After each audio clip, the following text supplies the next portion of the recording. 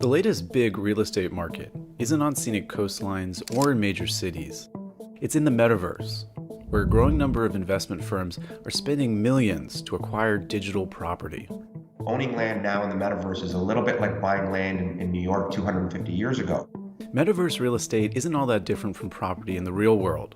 It just exists digitally in 3D cities where users can simulate real-life pursuits like shopping, playing games, or attending virtual concerts. There are houses that you can walk into, there are shops that you can go into and buy things. And this real estate in the metaverse is increasingly for sale. The idea behind investing in digital land is that once you own it, you can make money by developing virtual property and leasing it out. We bought it because we want to do something very big there. We want to do something that's immersive and exciting, and in order to do that, you have to have lots of space. Of course, digital real estate is still considered a very risky investment. So what exactly led to this virtual land boom? And what factors make it so valuable? Right now, the metaverse is an evolving space that comprises multiple digital worlds where users can interact with avatars. Many of these digital spaces appear cartoon-like, while others feel like virtual recreations of the real world. Andrew Kegel is the CEO and co-founder of Tokens.com, an investment firm specializing in cryptocurrency and metaverse real estate acquisitions.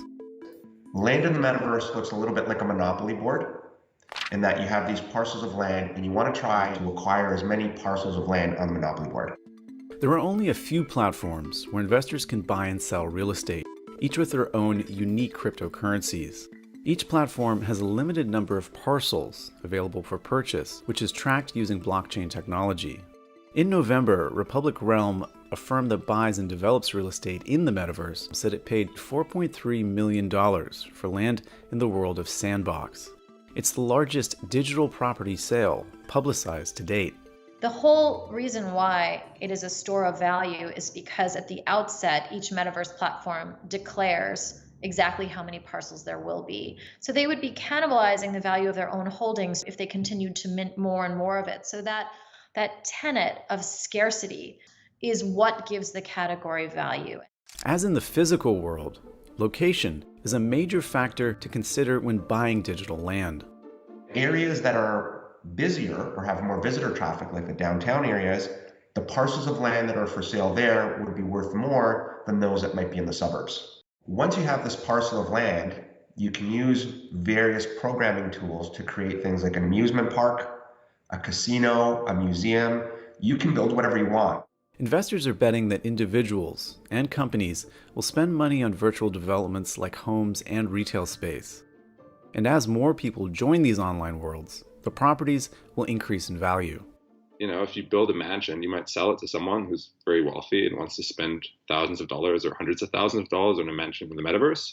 Or if you build a mall or an office tower, you're gonna lease out the space to companies and you're gonna collect rents. Tokens.com said it paid $2.5 million for a tract of land in Decentraland's fashion district. Decentraland is a 3D, decentralized virtual world that was launched in 2017. The long-term vision is that we want to turn that property that we've purchased there into the Rodeo Drive or the Fifth Avenue of the metaverse. Our goal is to be the dominant and leading metaverse landlord. Companies pay an architect to design virtual homes or malls, and a game developer to build them. Zoning rules limit what and where a company can build in the metaverse. But unlike the real world, metaverse buildings can defy the laws of physics.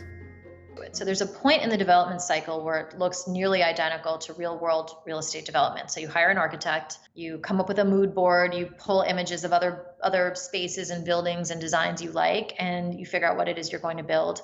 And then from that point forward, it actually turns into video game development. So then you hand it off to 3D renderers and then to 3D developers who make it interactive. Some of Republic Realm's developments include a virtual mall, which it leases to retailers selling fashion for avatars, as well as a master-planned community of around 100 villas on private islands that it sold to individuals. So in some ways, these immersive e-commerce environments that we're building are really 3D equivalents of marketplaces like Amazon, like Etsy, where multiple different sellers and retail products or experiences can be in one place, but not have to build all the tech themselves. Advertising and brand partnerships are another enticing aspect of metaverse real estate. Investors anticipate a future in which digital property owners can work with brands that want a presence in these growing digital worlds. Because this is not just an opportunity to continue to build their brand, but it's a way to introduce their brand to a whole new demographic of people that are young, gamers, into crypto, and all these types of things. Of course, investing in digital properties is still very risky and highly speculative. Unlike in the real world, the value of virtual properties could plunge if the world they are in loses popularity and people stop visiting it. Prices can also be slammed by the volatility of cryptocurrencies. It's really a third derivative investment of crypto, highly volatile, highly speculative, but the reason people are drawn to it is precisely for that reason, because there is the potential for outsized returns, and that volatility is what they came for. In order to reduce that risk, investors are buying land in a number of different virtual worlds. Republic Realm, for example, says it owns more than 3,000 plots of digital land across 24 different worlds. If you bought crypto 5 or 10 years ago, you're a very rich person now. And people see that and they're looking for other things like that to replicate that growth. And so all these other blockchain-based investments, including metaverse real estate, are appealing to people for that reason. Interest in the metaverse and the properties within it accelerated as people spent more time online during the pandemic. It got an even bigger boost after Mark Zuckerberg announced Facebook's name change to Meta Platforms Incorporated, reflecting the company's focus on creating online worlds in the metaverse. I think the light bulb just went off in a lot of people's minds that said, hey, this is something that's going to continue to appreciate quickly if the trend of people congregating in these environments continues to grow. According to the digital currency investor Grayscale, the global market for goods and services in the metaverse will soon be worth $1 trillion. So the next generation of tech users, which is why Mark Zuckerberg anticipated this and renamed his company, they're going to require from technology an experience that's 3D and immersive. And they are not going to be content with their parents' social media or e-commerce experiences, which are 2D and about scrolling. They're going to want to go meet their friends in what we now call a metaverse, where they can interact in a way that feels much more human and much more normal.